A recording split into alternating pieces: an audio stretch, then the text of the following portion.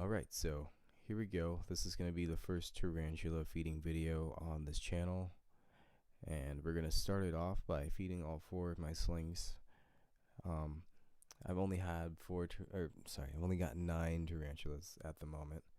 And the other ones are kind of iffy about eating right now. So we're just going to be feeding the slings today. And all of this, I recorded some audio when I first did it, but I'm just going to do it in post.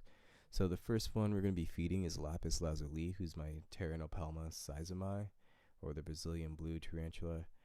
And as you can see, this species, I suppose it's like related to the species, but doesn't pounce on the food right away.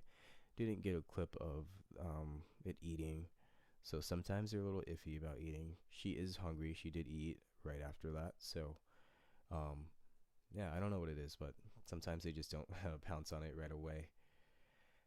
Right, but moving on, here we have my Lasiodora parahybana, little one, the salmon pink bird eater. Little one's the name I gave her. That's not any related at all to its names it's known by in the hobby community.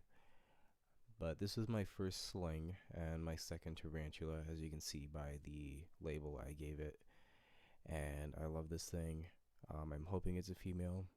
Amazing feeding response, so we're going to give it 2 small crickets, and right away takes the food, unlike the previous one. But yeah, already molted once in my care, and from its last size to this size, pretty big size increase in a single molt, and that's kind of what these guys do. This species does. I hear they molt frequently, and they put on a pretty good size through their molts when they're at the sling stage. So maybe pretty soon we'll have a juvenile or something. I'm hoping. I'm thinking by, like, I don't know, by the end of the year, or maybe by the end of the spring next year, we're gonna have a bigger spider. And as you can see, she tried to attack the other one. She missed it, but she is just crazy about food. She likes to eat, which is cool.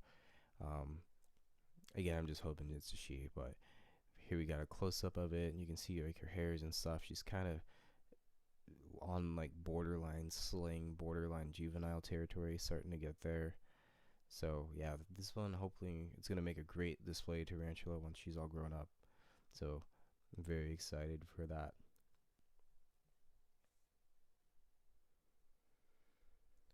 Alright, next up is Decarabia, who is my Acanthoscurria geniculata, or the Brazilian white knee.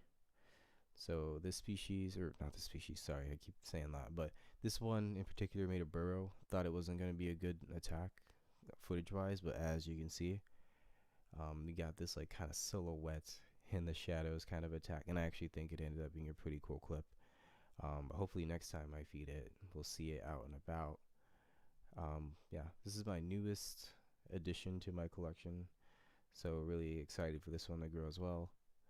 And as you can see, it's already starting to get the white knees that the adults have, already starting to eventually, or starting to get those adult colors right now. So that's very cool there. And then last but not least, we have the Hapalopus species Colombia, the large one. This is the pumpkin patch tarantula, and I named this one Jack-o'-lantern, hoping it's a female, so we're gonna call her Jackie. I do name all of my tarantulas, by the way. I don't know, I just thought that'd be fun.